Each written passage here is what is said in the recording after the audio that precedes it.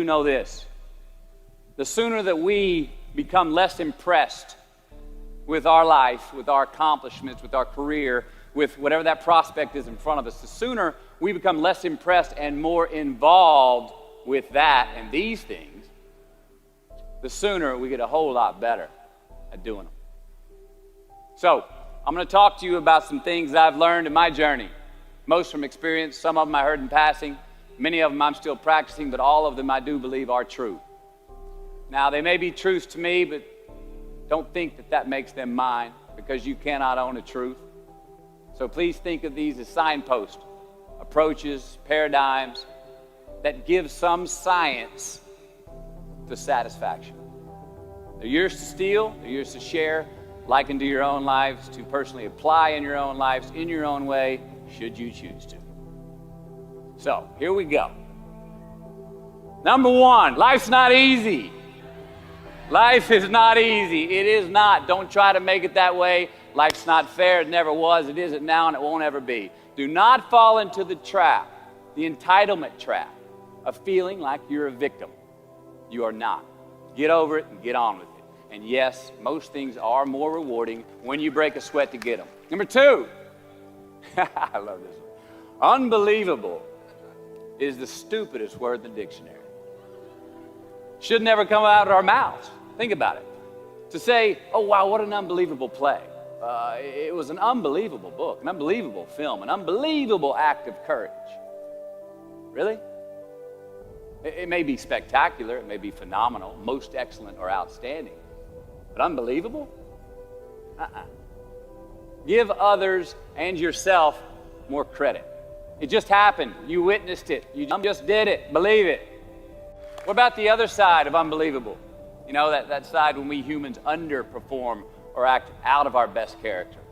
For instance, man flies a suicide jet into the World Trade Center.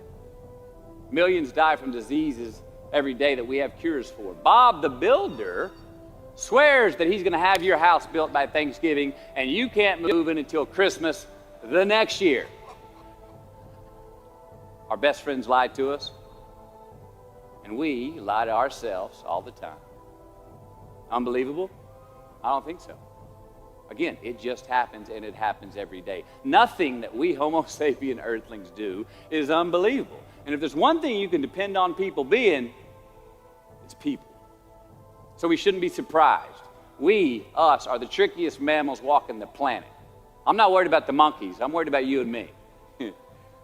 So acknowledge the acts of greatness as real, and do not be naive about mankind's capacity for evil, nor be in denial of our own shortcomings. Happiness is an emotional response to an outcome. If I win, I will be happy. If I don't, I won't. It's an if-then, cause and effect, quid pro quo standard that we cannot sustain because we immediately raise it every time we attain it. You see, happiness demands a certain outcome. It is result reliant. And I say, if happiness is what you're after, then you're going to be let down frequently, and you're going to be unhappy much of your time. Joy, though, joy is a different thing. It's something else. Joy is not a choice. It's not a response to some result. It's going to be constant. Joy is the feeling that we have from doing what we are fashioned to do, no matter the outcome. Now, personally, as an actor, I started enjoying my work and literally being more happy when I stopped trying to make the daily labor a means to a certain end. For example, I need this film to be a box office success. You know, I need my performance to be acknowledged. I need the respect of my peers. All those are reasonable aspirations, but the truth is, as soon as the work, the daily making of the movie, the doing of the deed became the reward in itself for me, I got more box office, more accolades and respect than I ever had before. See, joy is always in process. It's under construction. It is in constant approach, alive and well in the doing of what we're fashioned to do and enjoying it. Number 4, define success for yourself.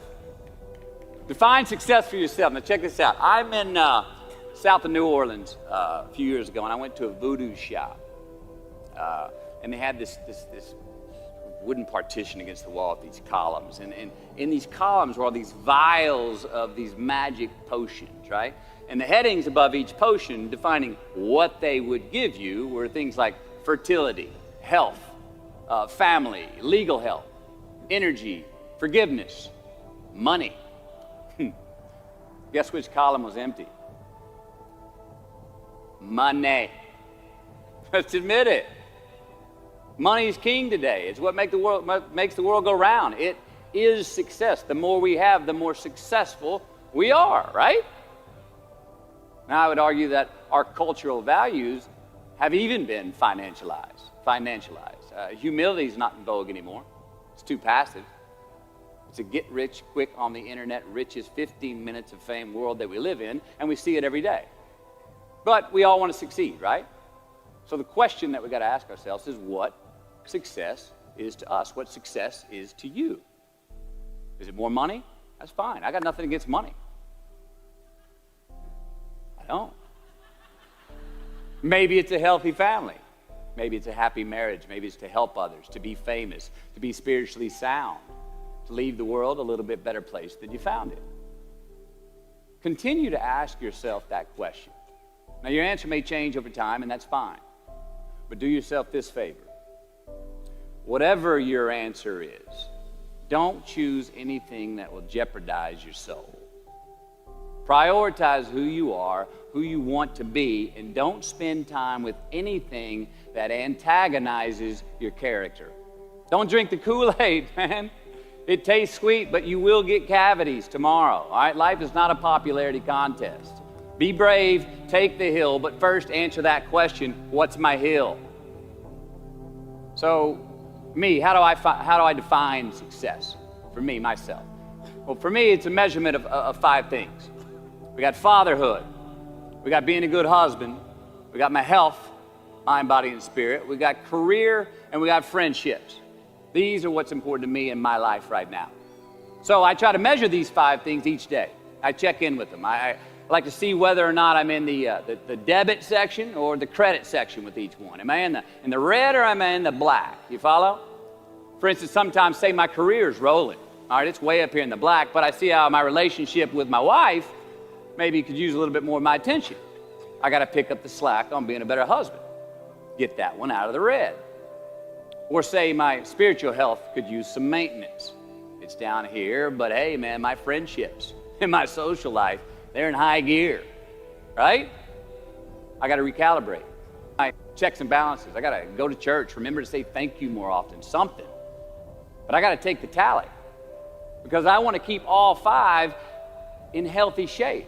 And I know that if I don't take care of them, if I don't keep up maintenance on them, one of them is going to get weak, man. It's going to dip too deep into the debit section. It's going to go bankrupt. It's going to get sick, die even. So first, we have to define success for ourselves. And then we have to put in the work to maintain it. Take that daily tally. Tend our garden. Keep the things that are important to us in good shape. I mean, let's admit it. We've all got 2 wolves in us. A good one and a bad one. And they both want to eat. The best I can do is tell we just got to feed that good one a little more than the other one. Here we go. Number 5. Process of elimination is the first step to our identity. AKA, where you are not is as important as where you are. All right, 1992, I got my first job as an actor. 3 lines, 3 days work in a film called Dazed and Confused. All right. All right, all right, all right. There we go. So this director of that film, Richard Linklater, he kept inviting me back to set each night, putting me in more scenes, which led to more lines, all of which I happily said yes to. I mean, I'm having a blast. People are telling me I'm good at what I'm doing, and they're writing me a check for $325 a day. I mean, hell yeah, give me more scenes. I love what I'm doing. Well, by the end of the shoot, by the end of the film, those 3 lines had turned into over 3 weeks' work, and it was mine. It was Wooderson's 1970 Chevelle that we went to go get Aerosmith tickets in, man. Yeah, it was badass. Well, a few years ago, I'm watching this film again, and I noticed two scenes that I really shouldn't have been in. In one of these scenes, my character Wooderson, I exit screen left to head somewhere, and then I re-enter the screen and to double check if any of the other characters wanted to go with me. Now, in rewatching the film, and you'll agree if you know Wooderson, Wooderson's not a guy who would ever say, later, and then come back to see if you were sure you didn't want to go. Now, when Wooderson leaves, Wooderson is gone. He does not stutter, step, flinch, rewind, ask twice, or solicit. Wooderson has better things to do, like liking those high school girls, man, because I get older and they stay the same age. My point is, I should not have been in that scene. Shouldn't have come back. Should have exited screen left and never come back. But back then, making my first film, getting invited back to the set, cashing that check and having a ball, I wanted more screen time. I wanted to be in the scene longer and more and come back into the scene, right? But I shouldn't have been there. Wooderson shouldn't have been there. It is just as important where we are not as it is where we are. Look, the first step that leads to our identity in life is usually not, I know who I am.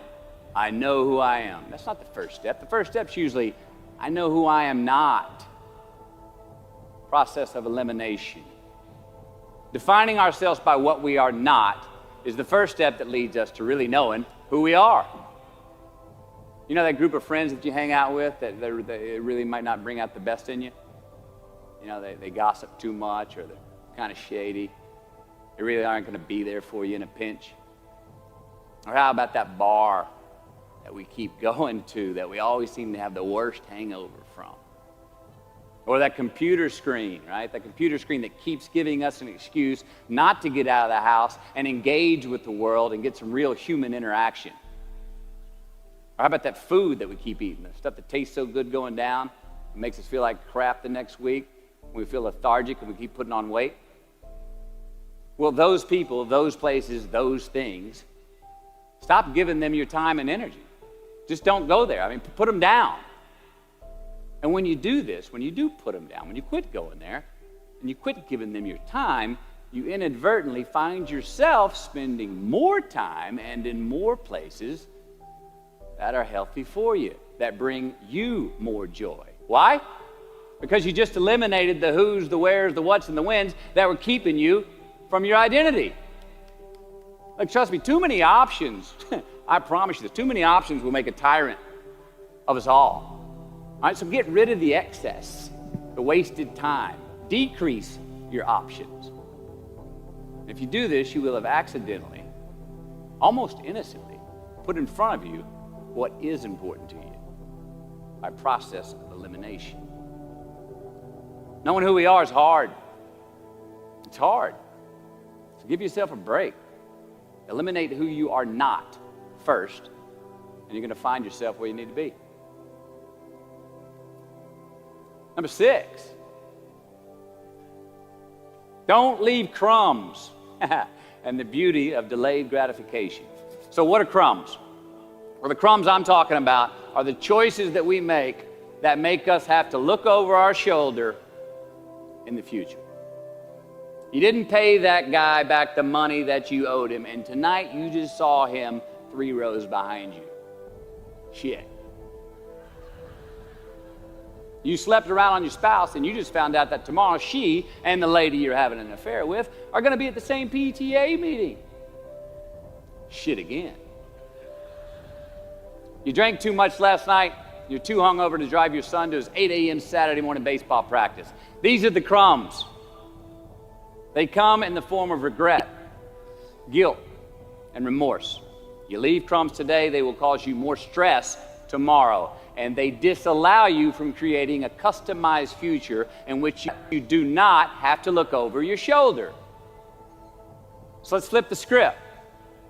Instead of creating outcomes that take from us, let's create more outcomes that pay us back, fill us up, keep your fire lit, turn you on for the most amount of time in your future. These are the choices I'm talking about. And this is the beauty of delayed gratification. All right, tee yourself up. Do yourself a favor. Make the choices, the purchases today that pay you back tomorrow. Residuals. In my business, we call it mailbox money. If I do my job well today, and that movie keeps rerunning on TV, 5 years from now, I'm getting checks in the mailbox. It's a heck of a deal. So whether it's prepping the coffee maker the night before, so all you got to do is press the button in the morning, or getting ready for the job interview early so you don't have to cram the night before, or choosing not to hook up with that married woman because you know you're going to feel horrible about it tomorrow, and her husband carries a gun, or paying your debts on time so that when you do see that guy 3 rows back tonight, you don't have to hunker down in your seat hoping that he don't see you. Get some ROI. You know what that is? Return on investment. Your investment. You. Customize your future. Don't leave crumbs. Number 7. Dissect your successes in the reciprocity of gratitude. We so often focus on failure, don't we? We study failure. We obsess with failure. We dissect failure and our failures. We dissect them so much we end up intoxicated with them to the point of disillusion. I mean, when do we write in our diary? Usually when we're depressed. What do we gossip about? Other people's flaws and limitations. I mean, we can dissect ourselves into self-loathing if we're not careful. I find that most of the times our obsession with what is wrong just ends up breeding more wrong, more failure. And the easiest way to dissect success is through gratitude. Giving thanks for that which we do have, for what is working. Appreciating the simple things we sometimes take for granted. We give thanks for these things, and that gratitude reciprocates, creating more to be thankful for. It's really simple, and it works. Now, I'm not saying be in denial of your failures. No, we can learn from them too, but only if we look at them constructively, as a means to reveal what we are good at, what we can get better at, what we do succeed at. Now, personally, I've read a whole lot of my bad reviews. All right? I've had quite a few. Written by the more talented critics, they are the ones who give constructive bad reviews. They reveal to me what did translate in my work, what came across, what was seen, or what wasn't. Now, I don't obsess on the unfavorable aspect of their review, but I do seek what I can learn from it. Because their displeasure actually uncovers and makes more apparent what I do well, what I am successful at, and then I dissect that. All right, life's a verb. We try our best, we don't always do our best. Well, architecture is a verb as well. Yes, it is. And since we are the architects of our own lives, let's study the habits, the practices, the routines that we have that lead to and feed our success, our joy, our honest pain, our laughter, our earned tears. Let's dissect that and give thanks for those things. And when we do that, guess what happens? We get better at them, and we have more to dissect. Number 8, make voluntary obligations. All right, mom and dad, since we were young, they teach us things as children. Teachers, mentors, the government, and on laws, they all give us guidelines for which to navigate this life. Rules to abide by in the name of accountability. I'm not talking about those obligations. I'm talking about the ones that we make with ourselves, with our God, with our own consciousness. I'm talking about the you versus you obligations. We have to have them. Now, again, these are not societal laws and expectations that we acknowledge and endow for anyone other than ourselves. These are faith-based obligations that we make on our own. These are not the lowered insurance rates for a good driving record. You will not be fined or put in jail if you do not gratify these obligations I speak of. No one else governs these but you. They are your secrets with yourself, your own private counsel, personal protocols. And while nobody throws you a party when you abide by them, no one's going to arrest you when you break them either, except yourself. Or some cops who got a disturbing the peace call at 2:30 in the morning because you were playing bongos in your birthday suit. That was me. An honest man's pillow is his peace of mind. And when you lay down on that pillow at night, no matter who's in your bed, we all sleep alone. These are your personal Jiminy Crickets. And there are not enough cops in the entire world to police them. It's on you. It's on you. Number 9, from can to want.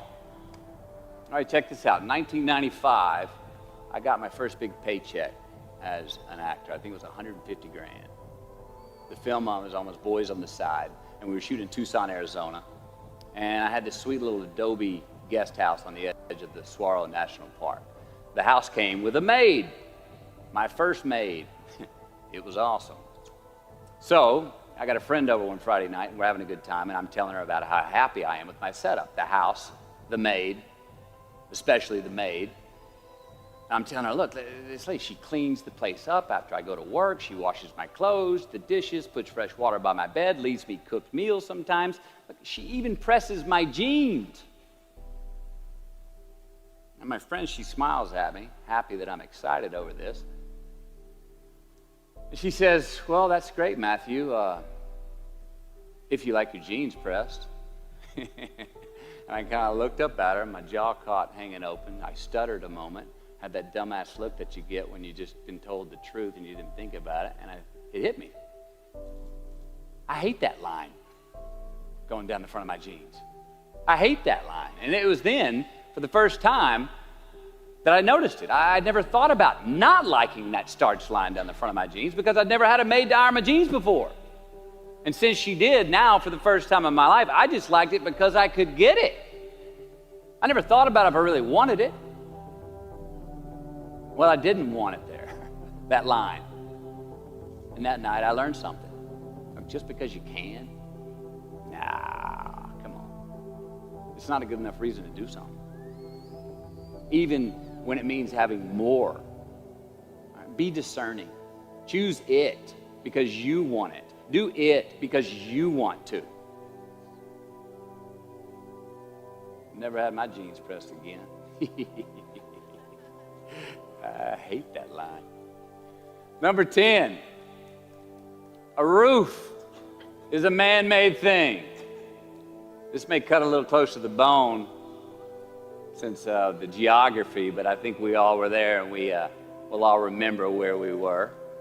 But in January the 3rd, 1993, it was the NFL playoffs, and your Houston Oilers were playing the Buffalo Bills. The Oilers were up 28-3 at halftime, 35-3 early in the third. Frank Reich and the Bills come back to win 41-38 in overtime for one of the greatest comebacks in NFL history. Yeah, the Bills won, but they didn't really beat the Oilers. The Oilers lost that game. They beat themselves. Y'all remember that, huh? Why? Why'd they beat themselves? Or how? Was it because at halftime they put a ceiling, a roof, a limit on their belief in themselves, aka the prevent defense? Or maybe they started thinking about the next opponent in the playoffs at halftime. I mean, they were up. Then they came out and played on their heels, lost the mental edge the entire second half, and voila, they lost. In a mere 2 quarters, defensive coordinator Jim Eddy went from being called the defensive coordinator of the year and the man first in line to be a head coach next year to a man without a job in the NFL. You ever choked? Nobody has ever choked? I have. You know what I'm talking about, fumbling at the goal line, stuck your foot in your mouth once you got to the microphone, had a brain freeze on the exam that you were totally prepared for. Forgot the punchline to a joke in front of 4,000 graduating students at the University of Houston commencement. Or maybe you've had that feeling of, oh my God, life just cannot get any better than this moment. And ask yourself, do I deserve this? Now, what happens when we get that feeling? We tense up. We have this sort of outer body experience where we are literally seeing ourselves in the third person. And we realize that the moment just got bigger than us. You ever felt that way? I have. And it's because we have created a fictitious ceiling, a roof to our expectations of ourselves, a limit where we think it's all too good to be true. But it's not. And it's not our right to say or believe it is. We shouldn't create these restrictions on ourselves. A blue ribbon, a statue, a score, a great idea, the love of our life, a euphoric bliss. Who are we to think that we don't deserve or haven't earned these gifts when we get them? It's not our right. But if we stay in process, all right, within ourselves, in the joy of the doing, we will never choke at the finish line. Why? Because we aren't thinking of the finish line. Because we're not looking at the clock. We're not watching ourselves on the Jumbotron performing the very act that we're in the middle of. No, we're in process. The approach is the destination, and we are never finished. Bo Jackson, what did he do? He used to run over the goal line, through the end zone, and up the tunnel. The greatest snipers and marksmen in the world, they don't aim at the target. They aim on the other side of the target. We do our best when our destinations are beyond the measurement, when our reach continually exceeds our grasp, and when we have immortal finish lines. And when we do this, the race is never over. The journey has no port. The adventure never ends because we are always on the way. So do this, and let somebody else come up and tap you on the shoulder and say, hey, you scored. Let them run up and tap you on the shoulder and say, man, you won. Let them come tell you, you can go home now. Let them say, I love you too. Let them say, thank you. Take the lid off the man-made roofs that we put above ourselves and always play like an underdog. Here we go. Number 11, turn the page. The late and great University of Texas football coach Darrell Royal. I don't know if y'all remember him. He won a national championship in '69. He won a couple of national championships. You know Darrell Royal? He was a friend of mine and a good friend of many people. Now, a lot of people looked up to this man. One of the people who looked up to him was a musician named Larry. Now, at this time in his life, Larry was in the prime of his country music career. He had #1 hits, and his life was rolling. He had picked up a bad habit of snorting the white stuff somewhere along the line, and at one particular party, after a bathroom break, Larry went confidently up to his mentor, Darrell, and he started telling him a story. Coach Royal listened, as he always had, and when Larry finished his story and was about to walk away, Coach Royal put a gentle hand on his shoulder, and he very discreetly said, hey, Larry, you got something on your nose there, bud. Larry immediately hurried to the bathroom mirror where he saw some of the white powder that he hadn't cleaned off his nose. He was ashamed. He was embarrassed. As much because he felt so disrespectful to Coach Royal, and as much because he'd obviously gotten too comfortable with the drug to even hide it as well as he should. Well, the next day, Larry went to Coach's house. He rang the doorbell. Coach answered, and he said, Coach, I need to talk to you. Darrell said, sure, come on in. Larry confessed. He purged his sins to Coach. He told him how embarrassed he was and how he had lost his way in the midst of all this fame and fortune. And towards the end of an hour, Larry, who was in tears, he asked Coach, he said, Coach, what do you think I should do? The coach, being a man of few words, just looked at him and calmly said, Larry, I have never had any trouble turning the page in the book of my life. Larry got sober that day, and he's been sober for the last 40 years. You ever get in a rut? You know what I'm talking about? You get in a funk? Get stuck on the merry-go-round of a bad habit? I have. Look, we're going to make mistakes. You got to own them. Then you got to make amends. And then you got to move on. Guilt and regret kills many a man before their time. So turn the page. Get off the ride. You are the author of the book of your life. Turn that page. Number 12. Give your obstacles credit. You know those no fear t-shirts that were out? I don't know. People used to wear them 10 years ago. No fear. You may remember those, or it's just me? I saw them everywhere. All right. I don't get them, and I never did. I mean, I try to scare myself at least once a day. I mean, I get butterflies every morning before I go to work. I was nervous before I got here to speak tonight. I think fear is a good thing. Now, why? Because it increases our need to overcome that fear. All right, so say your obstacle is fear of rejection. All right, you want to ask her out, or you want to ask him out, but you fear that he or she may say no. All right, you want to ask your boss for that promotion, but you're scared he's going to think you're overstepping your bounds.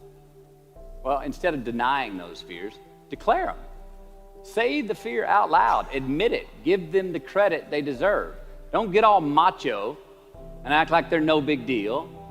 And don't get paralyzed by denying that they exist and therefore abandoning your need to overcome them. I mean, I'd even subscribe to the belief that we're all destined to have to do the thing that we fear the most anyway, at some point. So give your obstacles credit, and you will, 1, find the courage to overcome them, or you will, 2, see more clearly that they're not really worth prevailing over. So be brave, have courage, and when you do, you get stronger, you get more aware, you get more respectful of yourself and that which you fear.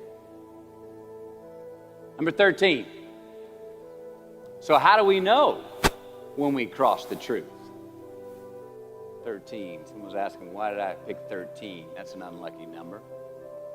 Well, I don't know when 13 got the bad rap and became the mongrel of numerology. It's never done me wrong, 13. In fact, 13 has been a pretty lucky number for me, and I want to tell you how. I've always taken these 21-day trips by myself to far-off places where I usually don't know the language and nobody knows my name. They're adventures, one, but they're also a purge. All right, they're a cleanse for me. They're like a 21-day fast from attention, from all the things I have in my well-appointed life. They're a check out so I can check in with me, see how I'm doing, be forced to be my own and my only company, to have a look in my mirror. And we all know what can happen when we do that. Sometimes we do not like what we see. Well, in 1996, right after I got famous from a film I did called A Time to Kill, I headed out on one of these 21-day walkabouts, and this time to the jungles and the mountains of Peru. The sudden fame that I'd just gotten was somewhat unbalancing. My face was everywhere. Everyone wanted a piece of me. People I'd never met were swearing that they loved me. Everywhere I went, there I was on a billboard, a magazine cover. It was just weird overall. You know, I was asking myself, what's the reality in this and what's the bullshit? Did I deserve all this? These were all questions I was asking myself. Who was I was another. Now, there's always an initiation period with these trips, an amount of time that it takes for the place to initiate the traveler, the time it takes to disconnect from the world we just left and become completely present in the one we are traveling in. Now, for me, that initiation period usually lasts about 13 days. 13 hellish days until I am out of my own way. Well, it was the night of the 12th day of my 21-day trip. I'm settling into camp. I'd already hiked 80 miles to this point, and I had a 3-day trek ahead of me to Machu Picchu. And I was full-on sick of myself, wrestling with the loss of my anonymity. I was guilt-ridden for sins of my past. I had a lot of regret. I was lonely. disgusted with my company, mine, grappling with these demons on this night, I couldn't sleep. All of these badges and banners and expectations and anxieties that I was carrying with me, I needed to free myself from them. So I stripped down to nothing. I took every moniker that gave me pride and confidence, all the window dressings, the packaging around the product. I discarded them all. I got rid of my lucky and faithful American cap. I stripped off all my talismans from adventures past. I even discarded my late father's gold ring with an M on it that he gave to me. And it was a meltdown of he and my mom's class rings and gold from my mom's teeth. I even got rid of that. I was naked, literally and figuratively. And I got sick. I felt clean. I felt free and light. Along a muddy path on this walk, I turned a corner. And there in the middle of the road was this mirage, this magnificent pinks and blues and red colors that I'd ever seen. It was electric, glowing and vibrant, just hovering just off the surface of the jungle floor as if it was plugged into some neon power plant. I stopped, I stared.